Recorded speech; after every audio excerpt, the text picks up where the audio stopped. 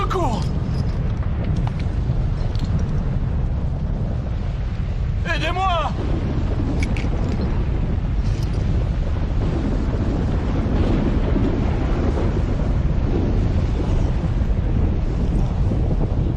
Au secours!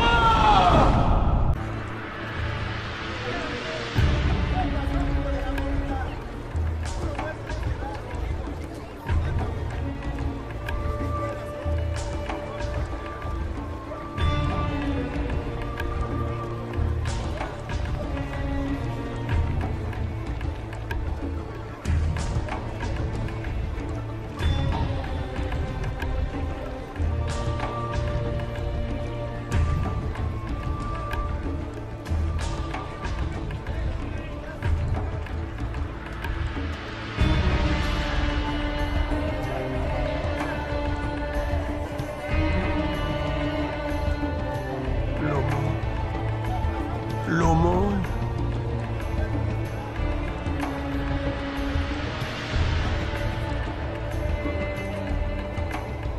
L'aumône. L'aumône. Comment oses-tu me toucher? Tu veux que je sois aussi sale que toi? Je ne devrais même pas te permettre de mendier à ma porte. Pardonne-moi, Seigneur. Pardonne-moi, je n'ai pas mangé depuis des jours. Je me demandais si je pourrais avoir un peu des miettes qui tombent de ta table. Des miettes qui tombent de ma table. Mais alors, que mangeront les chiens? Mes affaires m'attendent. Brûlez-moi ça, c'est infecté.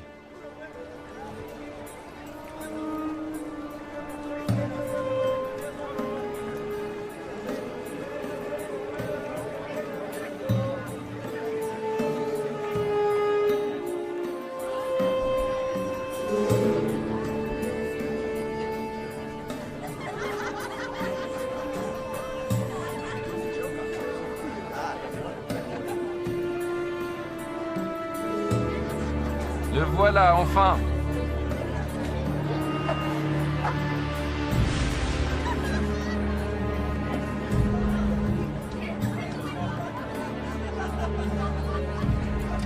Mon frère préféré.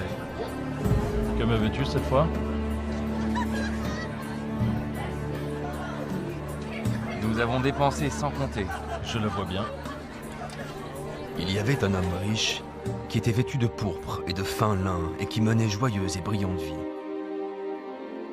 Un pauvre, nommé Lazare, était couché à sa porte, couvert d'ulcères et désireux de se rassasier des miettes qui tombaient de la table du riche.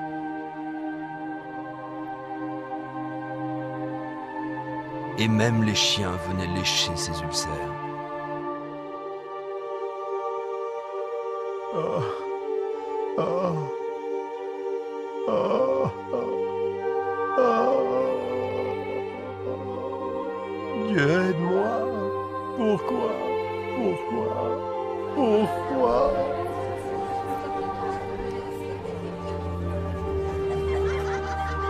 Et le moment fut venu pour les deux hommes de mourir et de passer de cette vie à l'autre.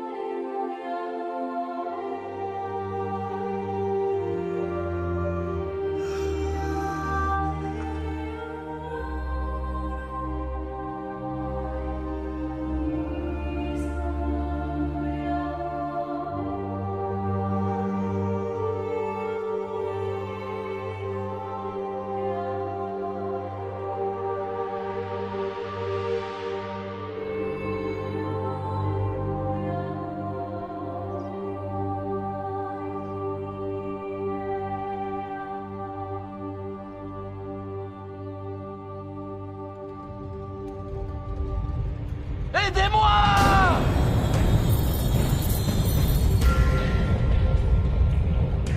Au secours!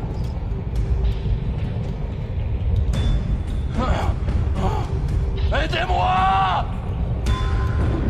Ah!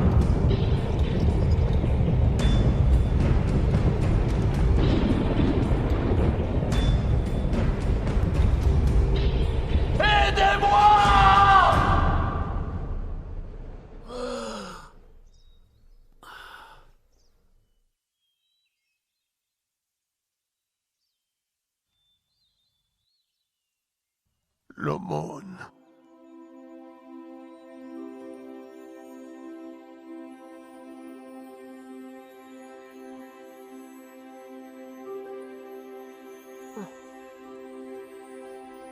Bienvenue. Père Abraham. Oui. Oui, je suis Abraham. Ah, Bienvenue au paradis. paradis. Oui, Lazare. Paradis!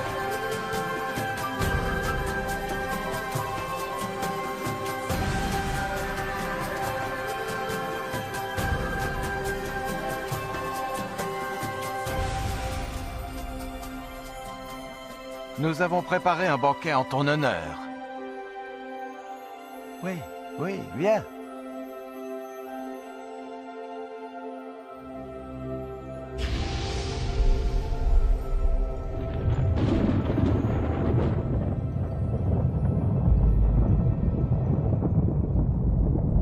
Père Abraham!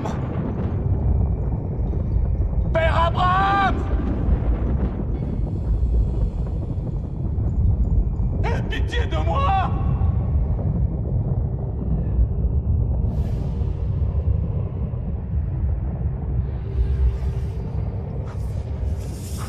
Je t'ai vu avec Lazare! Envoie-le-moi! Pour qu'il trempe le bout de son doigt dans l'eau et me rafraîchisse la langue! Car je souffre cruellement dans ces flammes!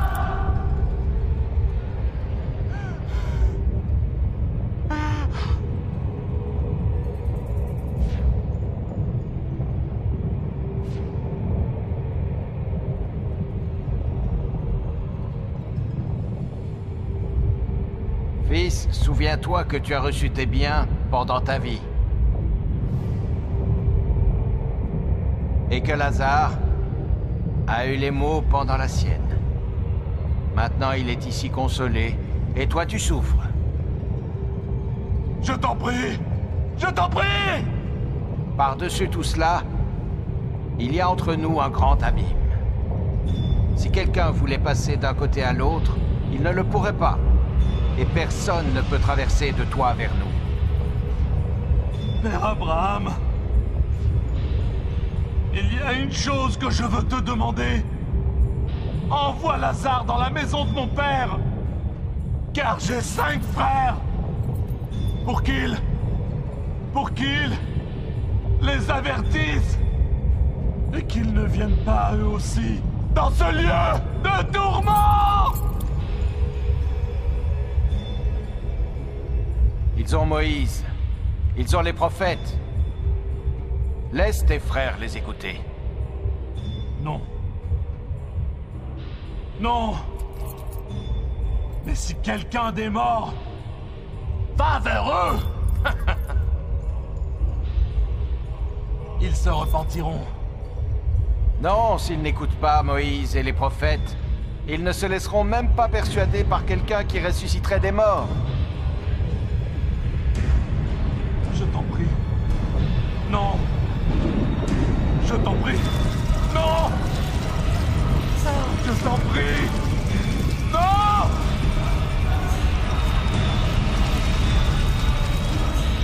Non. Non.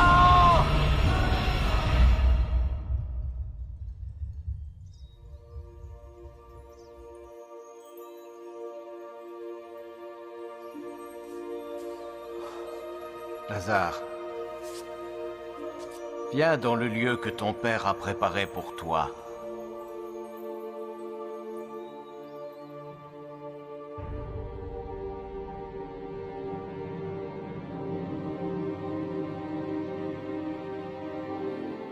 Maintenant, nous pouvons diviser ses biens. Nous serons tous riches. C'est ce qu'il aurait voulu. Où crois-tu qu'il soit maintenant? Il était riche dans cette vie. Je suis sûr qu'il l'est aussi dans l'autre.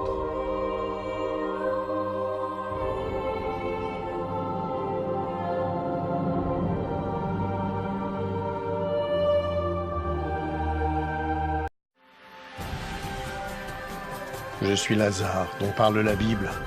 Vous en apprendrez plus sur moi et cette histoire dans Luc 16, chapitres 19 à 31. Qu'avez-vous appris de cette histoire? Comment pouvez-vous appliquer cette histoire à votre vie? Laissez-moi vous raconter certaines des choses que j'ai apprises de cette expérience. Ce que Dieu m'a enseigné. J'étais un homme très pauvre. En fait, j'étais tellement pauvre que j'en étais malade, et que je n'avais personne pour s'occuper de moi. Même les chiens venaient me lécher. À cause de ma condition, je me sentais insignifiant et sans espoir dans ce monde. Mais ma foi en Dieu n'a pas vacillé. Et à ma grande joie, lorsque j'ai ouvert les yeux au paradis, j'ai appris que je n'étais pas insignifiant pour Dieu. Il connaissait toutes mes pensées. Il savait même combien j'avais voulu rencontrer Abraham. Alors il l'a envoyé, lui Abraham, pour m'accueillir et me souhaiter la bienvenue. Lorsqu'Abraham,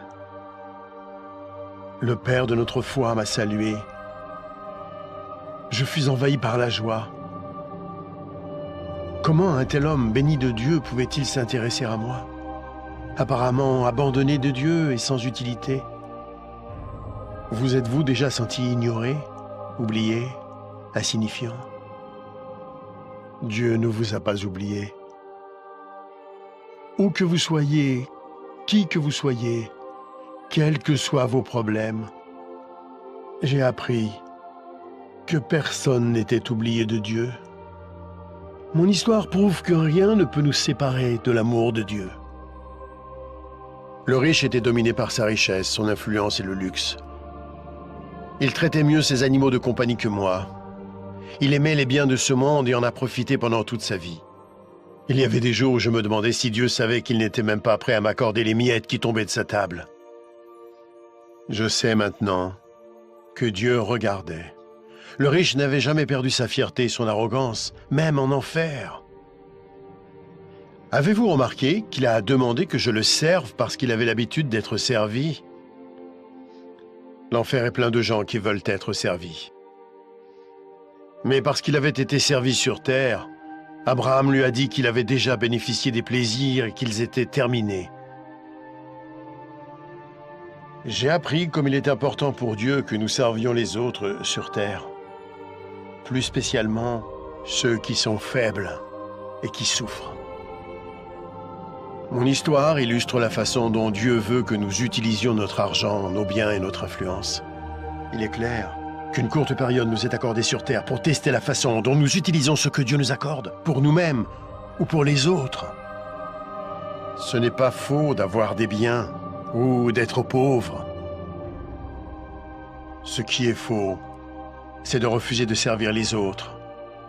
Jésus-Christ a dit que même lui était venu servir, non pour être servi. Si vous utilisez l'argent et tout ce que Dieu vous a donné pour servir les autres, il sera satisfait, quoi que vous possédiez.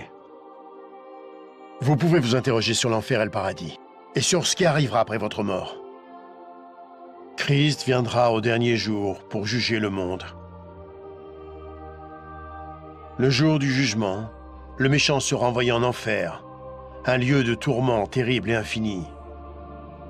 Mais le juste sera emmené au paradis, un lieu glorieux et heureux où il sera pour toujours auprès du Seigneur Jésus-Christ. Il y a tellement d'autres choses que Dieu veut nous apprendre. Notre prochaine histoire va poursuivre cette aventure.